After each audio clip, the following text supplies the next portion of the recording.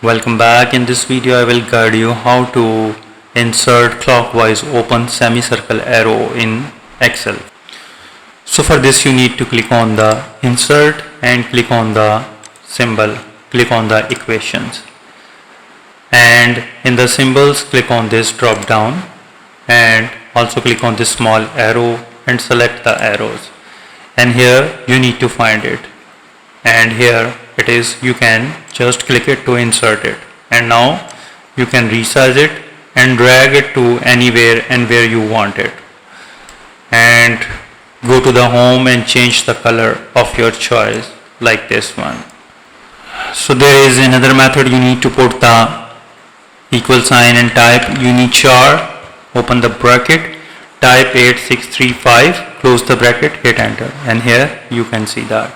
Another way you can join with the total sale. For this you need to put the equal sign and select the cells, space bar, give the ampersand space bar, type unit char, open the bracket, type 8635 and close the bracket, hit enter, and here, so it has been joined with the specific cell.